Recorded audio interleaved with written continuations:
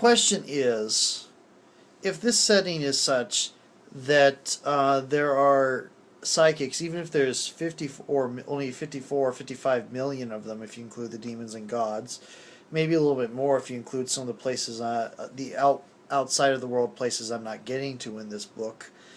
Um, Even if there's only 55 million psychics, that's still 55 million psychics. And even if most of them are Joe Schmo average people who don't learn how to use their powers for anything more than daily convenience, the question is, how do normal people compete? Well, first of all, normal people can learn psychic abilities themselves. But the thing is, it is a skill. Does take learning. It does take some dedication. Whereas people who learn how to fight learn how to fight, pure and simple. And technology has advanced quite far. For example, while there are rituals to permanently increase the body of the resilience of the skin of a person, and a lot of combat trained psychics end up going through some levels of those rituals, there are bullets that can go through them, and a really highly trained gunman can still take a 22 and kill one of these body hardened psychics.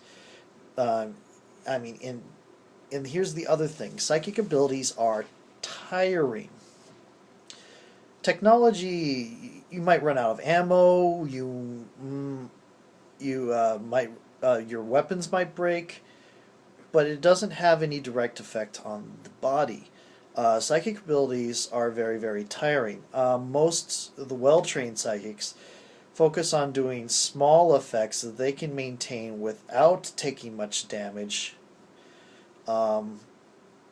over a greater period of time, and doing small things here and there over a greater period, and getting a boost, and only using the extreme levels when they absolutely have to. It's like they can pace themselves to go through several different fights, or they can blow it all in one fight in a sprint. But then they might be useless in later fights, or at least be going through a long repair thing. When a soldier runs out of ammo, they can go to a different gun. They can use the gun as a club. They can use the environment. Even if they're trained in such, psychic, if they blow out all their life force, and they're not blowing out their life force, what they're doing is they don't run out of it, they corrupt it. And that sounds worse than it is. In Divine Blood, when you hear corruption, that just basically means an injury to the life force, and usually most psychics blow it off as that's normal.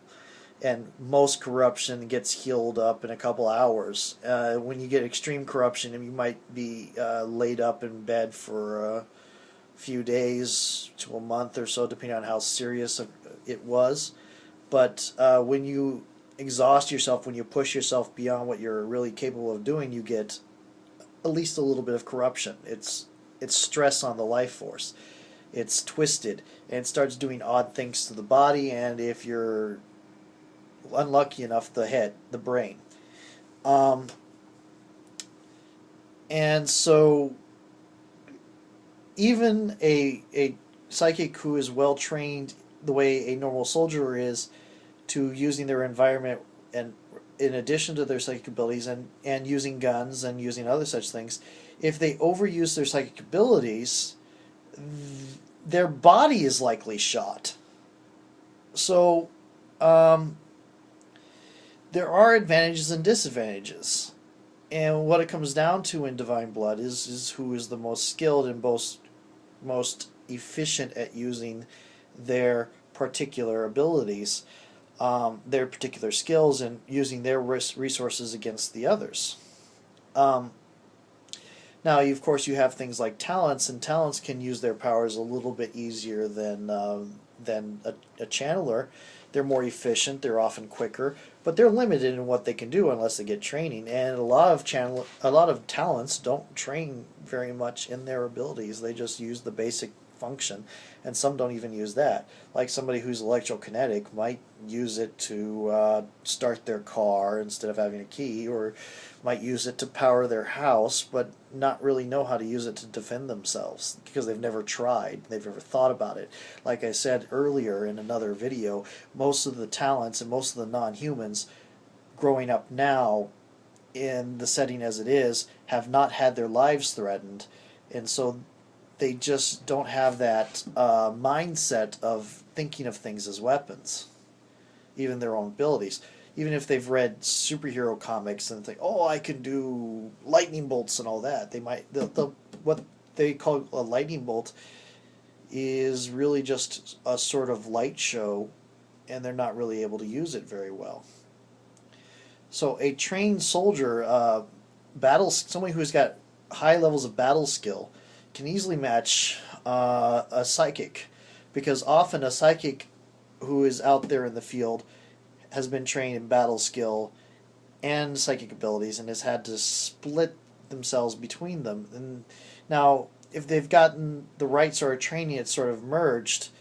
But I mean, then you have the thing where it's like they might have high degree of battle skill and high degree of psychic ability, but they likely don't have much skill in conventional warfare then.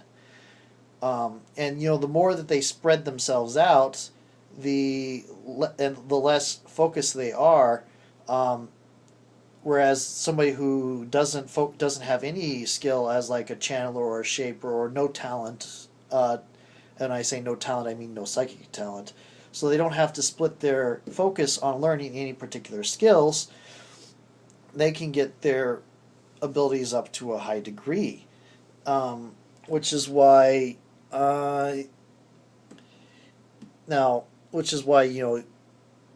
soldiers can compete. Now, the only reason the gods and demons have an advantage over other psychics and over a lot of the mortal soldiers is because they've advanced the sciences of psychic abilities to a very high degree, and they're all interconnected mentally, so they can borrow the strength of the other people and a lot of the familiars and runes connected to them. So it seems like they have inexhaustible energy when really they're just tapping off of a battery somewhere. And that's why demons and gods are the higher level ones, the ones that you would see their names in myths. The ones that you don't see, the ones you see named in myths, probably fairly powerful. If they're not named in a myth, they're probably just citizens like anybody else. And maybe a few of the ones that are named in myth are just citizens like anybody else. Like Eris, the one who died in World War II, did not have all that much power. She was very, very smart. She didn't really use her psychic abilities all that much. She kind of did, but she never really needed to. She was just very smart and very crazy. And people on both sides were afraid of her and couldn't figure out how someone so psychically low on the totem pole, and no matter how they limited her to access to abilities in the mindscape and the interconnection between the other gods, she remained as dangerous as ever. And they didn't understand why. And then she died in World War II when the German nuclear project exploded on her. Maybe her fault. Maybe not. Probably her fault. In any case,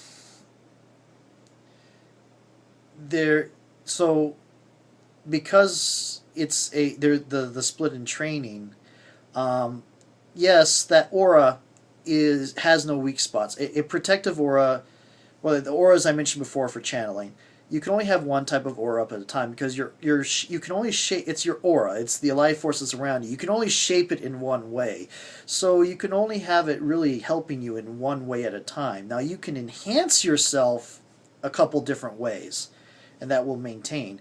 But the aura that is around you, like a cloak, if you're cloaking yourself to make yourself invisible, you can't do a force field. If you're doing a force field that's good against bullets, you're probably not going to be as good against grappling or close-in knives. Just like, in Dune, where they have the force fields that made projectile weapons less effective, so a lot of people ended up using knives. Same deal. If you have a force field that's good against knives, it might not be good against bullets. If you have one that's good against bullets, it might not be good against grappling. If you have one that's good against grappling, it might not be good against sharp force again. And different weaknesses and different auras.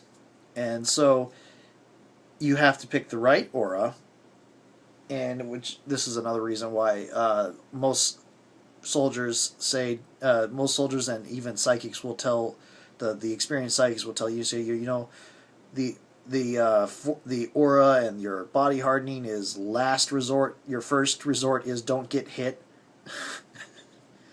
That's the first thing they prefer.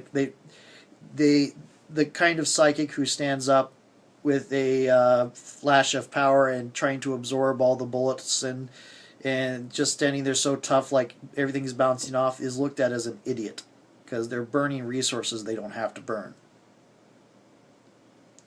Yes, I'm talking about Nike. She's not quite as bad as what would be called an Akira, but she's very, very close. I'll talk about it. I think I'll talk about it, Akira's and Lexicon and all that maybe tomorrow. This is going to be the 5th video I filmed today, so I'm not going to do any more today. But anyway, back to technology and soldiers. They are easily capable. I will discuss the mechanics of how I'm showing that with the Fate system later. Right now, this is a setting thing. Now, also in the technology, you have cloning technology has been used in Divine Blood setting, but the first clone died at 6 years old. They're not really sure why. And so until they figure out why, they have put a freeze. Most countries have put a freeze on human cloning until they can figure out why the first one died. There is cloning going on illegally. Gods and demons clone all the time. They call it gods call them homunculi. Demons just call them people. Seraphim breed by cloning. That's because they're genderless. So there is cloning going on. Most of it's psychic-based instead of technology-based, but some of it's technology-based. Anyway, there's cloning technology. There is a lot more space travel. There are mecha. There are about, they range from about 10, 11 feet tall to about 15, 20 feet tall. They're used for construction, they're used for military. The ones that are used for military are nuclear powered. There is also teleportation technology, but only Avalon really has it, and it's not like it's really quick. The closer it is, the harder it is to deal with, and there's a good balance that you want it relatively far away, like hundreds, a regional distance away, and you want to be teleporting a large number of people at once. You don't want to be doing small it's not like it doesn't handle small numbers and short distances very well. The technology the humans have developed, the Avalon's developed, and it takes a lot of time, and it takes a lot of energy.